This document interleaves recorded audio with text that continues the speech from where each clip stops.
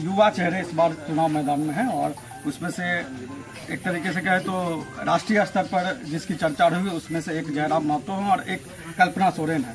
तो कल्पना सोरेन की राजनीति को आप किस तरीके से देख रहे हैं? देखिए, आप कल्पना सोरेन से मेरी तुलना नहीं कर सकते। आप उनको महान बताइए, उनको भगवान बता दीजिए, उनको देवी बता दीजिए, लेकिन मेरी उनसे कैसे तुलना होगी? वो शिबू सोरेन की पुतोहू है, हेमंत सोरेन की पत्नी है, इसीलिए कल्पना सोरेन का नाम है। कल्पना सोरेन की जगह बबीता सोरेन, सुनीता सोरेन काहे नहीं इस जगह पे है? तो कल्पना सोरेन जयराम महतो की तुलना बिल्कुल नहीं हो सकती है।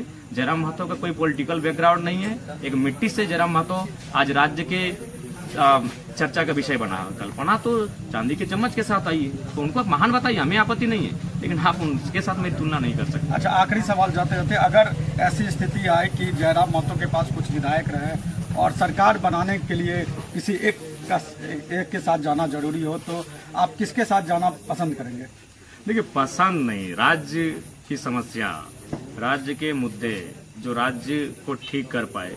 देखिए, हमारे हिसाब से हम लोग अपने दम पर चुनाव लड़ रहे हैं। राज्य की जनता से भी अनुरोध कर रहे हैं कि वो हमें बहुमत देने का कष्ट करें, कार्य करें, और नहीं तो एक स्ट्रांग ऑपोजिशन की भूमिका रहेंगे। देखिए, मरने से पहले भूत बनना बेवकूफ़ी है।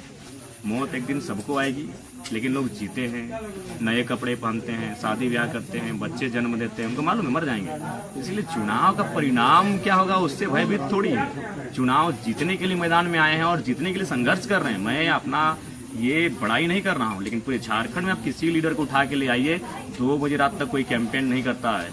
बड़े बड़े स्टार प्रचारक 7 बजे रात को जाके बड़ी बड़े होटलों में जाके सो जाते हैं और अपना सेवा लेते हैं। जयराम महतो आज 3 दिन से कपड़ा बदला नहीं है, देख सकते हैं कपड़े का दाग। एक केंद्रीय अध्यक्ष, 2 सीटों से चुनाव लड़ने वाला और पैसा नहीं 90,000 वोट लाने वाला शख्स आज बदबू आ रहा है इस टी शर्ट से। तो संघर्ष के मामले में हम लोग कमी नहीं करेंगे और वही संघर्ष हमें मुकाम तक लेके जाएगा। बाकी राज्य की जनता, हम लोग स्पष्टवादी हैं भैया, जो कहते हैं साफ कहते हैं। आखिर कब तक झारखंड के लोग इसी तरह ठगे जाएंगे? आज कब तक झारखंड के लोग इस तरह लूटे जाएंगे? ये राज्य हमारा केवल नक्शे से मिला है। आज भी अगर अधिकार की बात करें तो हम लोग कोसों दूर हैं। आपने कहा कि आपको डुमरी में सबसे ज़्यादा वोट मिले थे, गोमिया में भी बहुत ज़्यादा वोट आपको मिले थे, तो आपने गोमिया को क्यों नहीं चुना? नहीं, एक कोलियरी चुनना था ना जी। मेरी दूसरी सीट गोमिया ही संभव हो रही थी और उसको हम फाइनल ही करने वाले थे, क्योंकि समय कम था और हमें भी लगा था कि गोमिया एक ऐसी सीट होगी जहां हम प्रचार के लिए नहीं भी जाएंगे और वो सीट निकल जाएगी। लेकिन अंत समय में बेरमो में 2 आउटसाइडर मैदान में आते हैं और मुझे लगा कि अब यहाँ से भाग जाना उचित नहीं है, क्योंकि झारखंड जिस उद्देश्य के साथ अलग हुआ था, कहीं ना कहीं उसके विपरीत बेरमो का माने सीटों का जो फार्मूला फिट हुआ था उसके बिल्कुल विपरीत था। तो इसीलिए हमारी जो आइडियोलॉजी है वो बेरमो के लिए परफेक्ट थी, इसीलिए बेरमो मुझे आना पड़ा। आप कह रहे बाहरी अनूप सिंह तो कह रहे हैं कि एक तो अनूप सिंह के पिताजी भी राजेंद्र सिंह क्षेत्र से विधायक रहे लंबे समय तक, और उन्होंने कहा कि 1908 का उनके पास खातियान है, तो आप उनको कैसे बाहरी कर सकते हैं?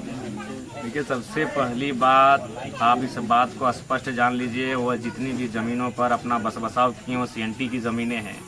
लेकिन ये हमारे राज्य का दुर्भाग्य है, जिन लोगों के पास सत्ता है, कानून है, उस कानून का दुरुपयोग करते हैं। अनूप सिंह एक ऐसा शख्स है जिसने बहुत ही चालाकी के साथ इस राज्य की, विशेषकर बेरमो के तमाम कोयले को बेचने का कार्य किया है।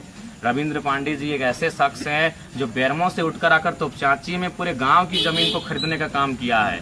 उन्होंने केवल और केवल पूंजीवाद और साम्राज्यवाद के अलावा कोई समाजवाद स्थापित करने का एक जरा प्रयास भी नहीं किया है। तो इसीलिए ऐसी सोच से झारखंड राज्य नहीं चलेगा। झारखंड समान वितरण से चलेगा, सामाजिक न्याय से चलेगा। और बेरमो में फिलहाल एक माहौल ऐसा है कि अगर आज बेरमोवासी सही से चयन नहीं करते हैं तो आने वाला दिन तो झारखंड के मूलवासी जिसे कहते हैं वे लोग शायद बाजार में, चौक चौराहों में, कोलियरियों में स्वाभिमान से नज़र उठा तक नहीं पाएंगे। ऐसा लगता है कि आप NDA के प्रति थोड़ा सा सॉफ्ट है, इसलिए मैं कह रहा हूँ, ये मैं नहीं कह रहा हूँ, ये लोग भी कहते हैं कि आपने बागमारा की कहती कि बागमारा सीट से लड़ेंगे, तो बागमारा सीट को आपने छोड़ दिया, आप बेरमो की सीट पर आप बेरमो इसलिए कि वो दोनों आउटसाइडर हैं, सीधा बात, पूरा राज्य जाने। बेरमो में 2 ऐसे लोग हैं जो जिनका राज्य बनाने में कोई योगदान नहीं है। बागमारा में जो दोनों प्रत्याशी झारखंड के ही हैं और बेरमो में जो दोनों हैं आउटसाइडर हैं। तो इसीलिए मेरा वहाँ जाना परफेक्ट प्लेटफॉर्म था मेरे लिए। अगर वहाँ योगेश्वर महतो बाटुल को अगर टिकट बीजेपी से देती तो फिर हम उस सीट को छोड़कर हम या मांडू या फिर गोमिया की ओर रुख करते, लेकिन दोनों आउटसाइडर आ गए तो ये कोई भी एक स्वाभिमानी झारखंडी कतई अब बर्दाश्त नहीं करेगा कि इसी प्रकार से झारखंडी को छला जाए। हमारे बाप दादा झारखंड को अलग करेंगे मर के मिट के, और यहाँ से विधायक बनेंगे, संजय सेठ सांसद बनेंगे, मंत्री बनेंगे, जयंत सिन्हा, राज सिन्हा, बिरंची नारायण, पूर्णिमा नीरज सिंह, अनूप सिंह, समरी लाल। तो ये मेरे हिसाब से झारखंड की स्वाभिमान को एक तरह से चुनौती है और झारखंड की अस्मिता को कहीं ना कहीं किसी पिंजरे में कैद करने की तैयारी है। अच्छा, कुछ जो आपने टिकट के बदलाव किए, तो इसके पीछे क्या सोच रहे हैं कि टिकटों का बदलाव क्यों किया गया? क्या आपके, क्योंकि आपने जो लोकसभा चुनाव के अपने अनुभव बताए तो उसमें आपने बताया कि बूथ स्तर पर या बूथ मैनेजमेंट आपका बेहतर नहीं था, तो लोकसभा से विधानसभा चुनाव के दौरान आपने किस तरह की चुनावी रणनीति में अपने बदलाव किया है? देखिए, चुनावी रणनीति में हम लोगों ने काफ़ी कुछ सीखा।